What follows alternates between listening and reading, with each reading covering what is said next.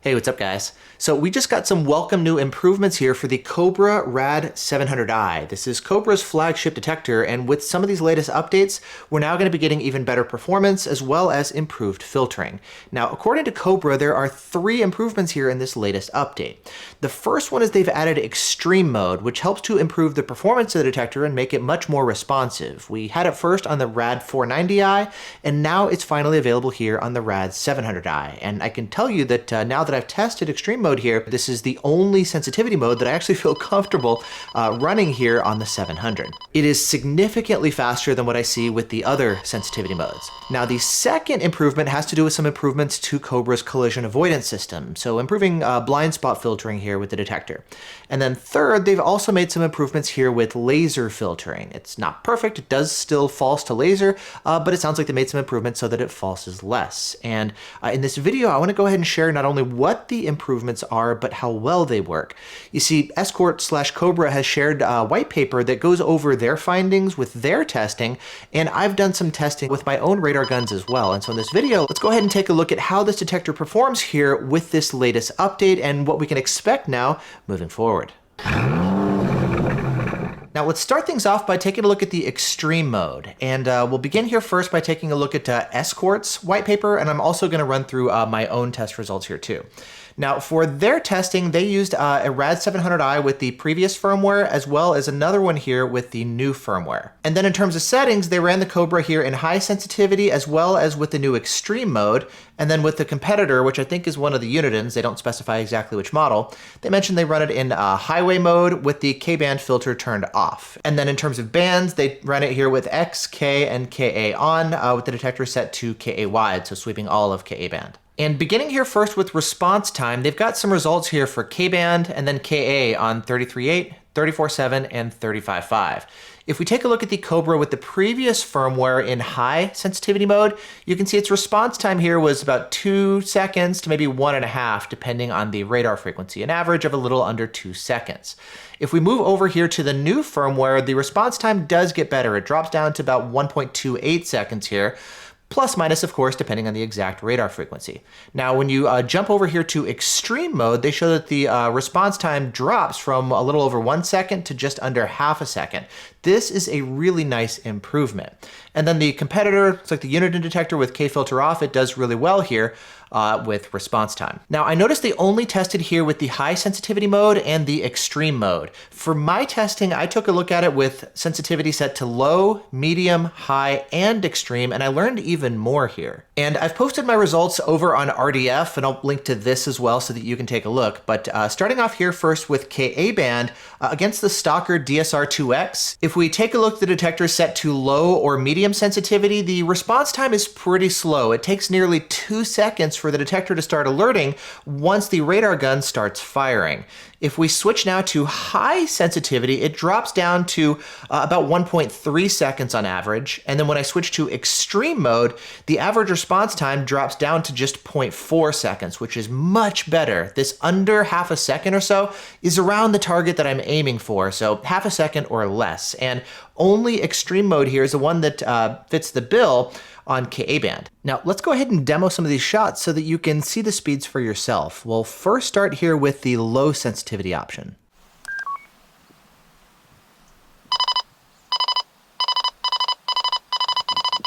Next up, we've got medium sensitivity.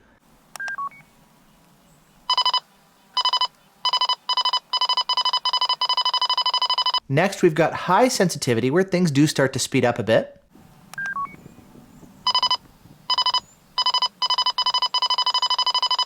And then lastly, here's a look at extreme mode.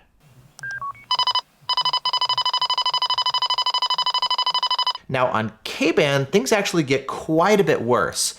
In my testing, I also used the custom Falcon HR like Cobra did, but I found that with the detector set to low or medium sensitivity, the detector is terrible. It basically didn't alert to any of my instant on shots here with the detector set to either of those 2 modes. If you take a look at my test chart here, you can see that my shot duration was 5 to 7 seconds or so, with some of them as high as nearly 10 seconds. And again, even with the 10-second long shot, the detector was totally silent and didn't alert at all. It's only when I switched it to the high sensitivity mode that it's sped up, now taking only 3 seconds to alert, which is obviously better because now it's alerting, but 3 seconds is, in my opinion, still way too long.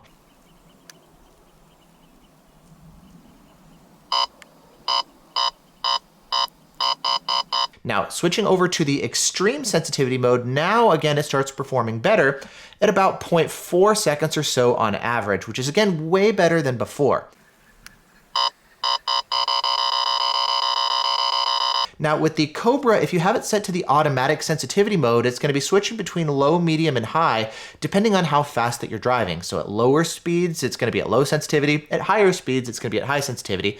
And at medium speeds, you're at medium sensitivity. And taking a look at these results, I can see how the detector could be very quiet here when you're traveling at low speeds, because it's basically not responding at all to this K-band radar gun. It's basically like, la la la la la, I don't hear anything, I'm gonna be super quiet. And of course the detector is gonna be quiet when you're running it in those modes. And so for that reason, I don't think that the low and medium sensitivity modes, which you will get when you're running it in auto mode, are really that safe or viable in practice. I think high is going to be the minimum option to run here, but I really like the extreme mode. And we'll talk about the impacts to blind spot filtering here in just a minute. Now, coming back here to Cobra's test results, we can take a look at K-band here, where the detector took about 1.76 seconds here on average to alert to that gun. With my testing, I found that in high sensitivity, it took nearly 3 seconds.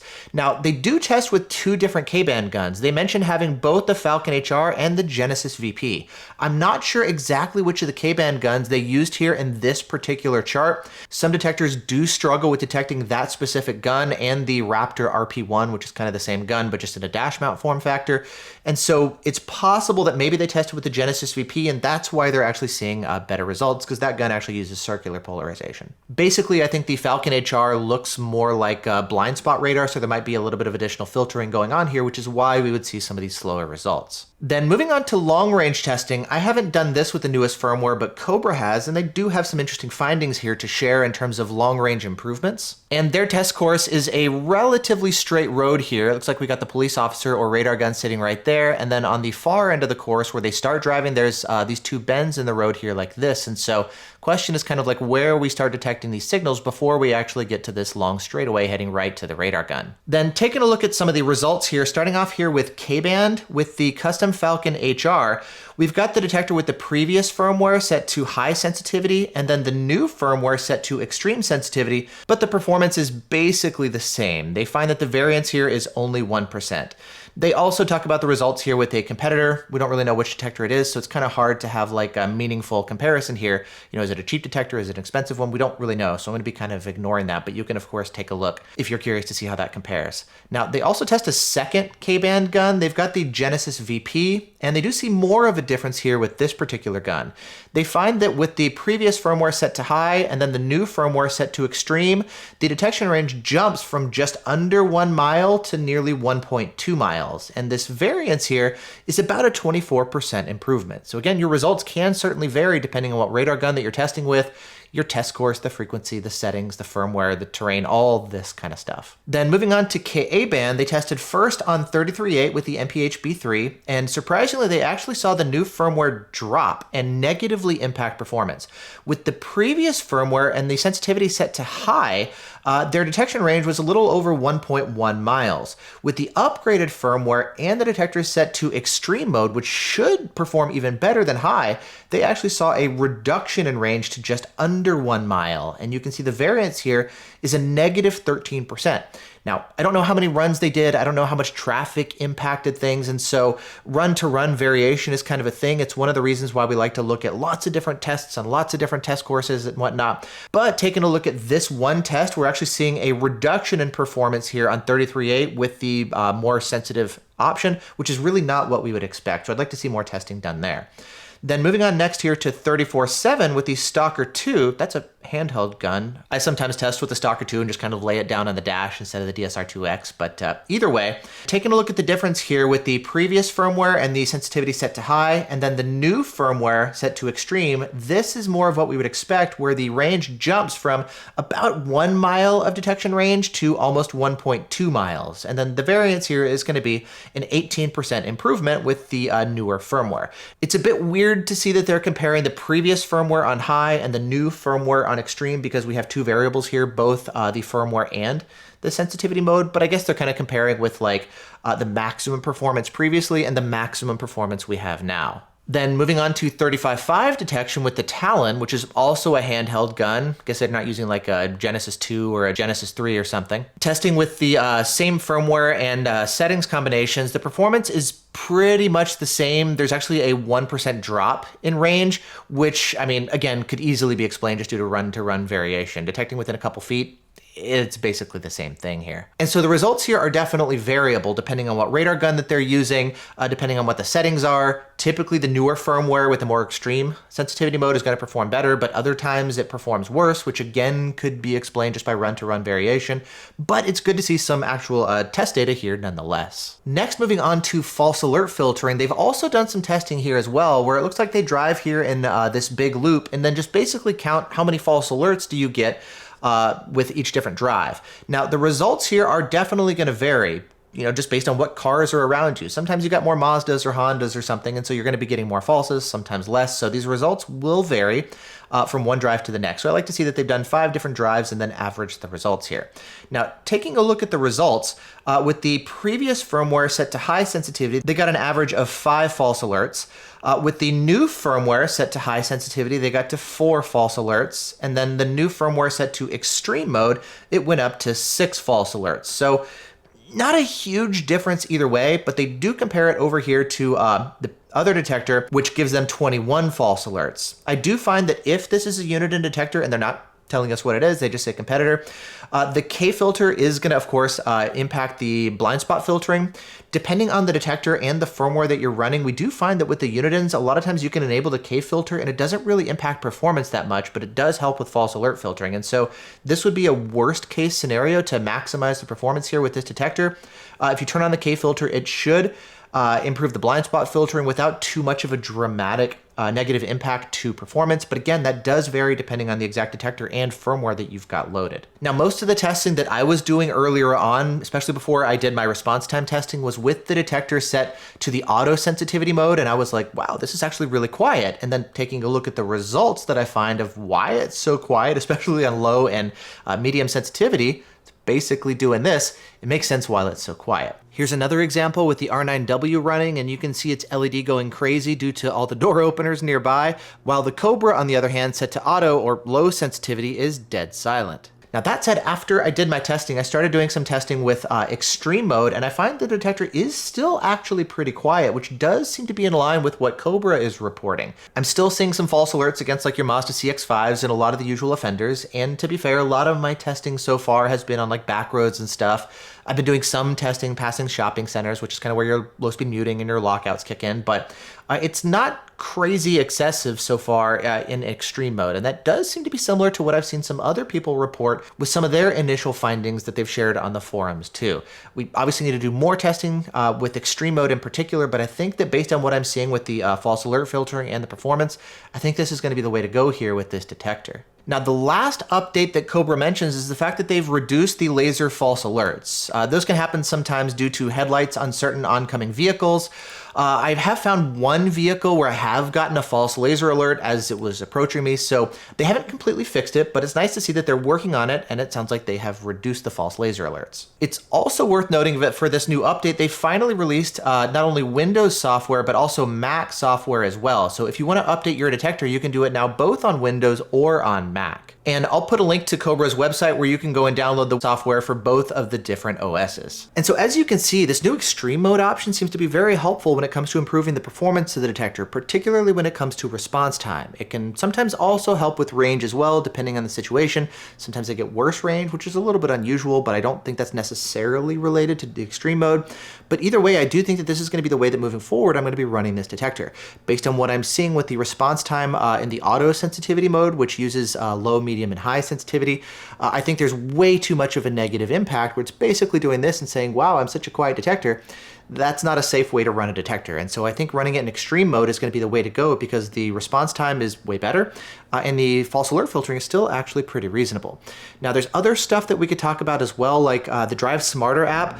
I actually have stopped running it here with this detector. That's how you get a lot of your red light camera and speed camera alerts, for example, as well as your cloud alerts. You see, as you're approaching some of these different cloud alerts, the detector will repeatedly beep and chime as you approach, and there's no way to manually mute those alerts by pressing the mute button. So you basically get these continued repeated alerts that you cannot silence. I have no idea why it's been implemented this way, and I've shared this feedback with Cobra. Hopefully they address this. And my solution for the time being has just been to not use any of the cloud functionality and not any of the app functionality at all.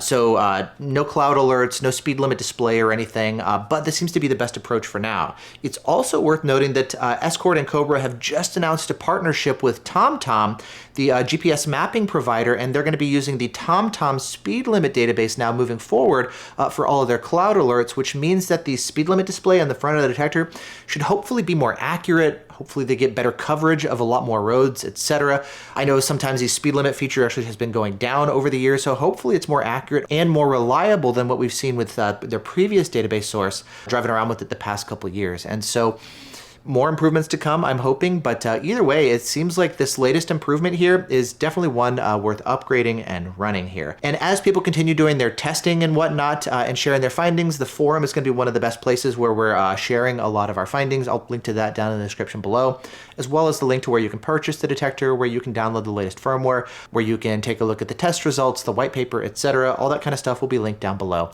as always. And if you'd like to stay notified of updates like this, you can of course follow me on social media where I'm posting updates, and you can also sign up for my newsletter where I'm sending out updates of firmware updates and new testing and new products and stuff as they all come out, especially a lot of times before I'm able to get a video done. That's one of the fastest ways to get all the latest information, and I'll have links to all of that down below as well. And with that said, thanks so much for watching. Hope you're all doing great, and I'll see you in the next one.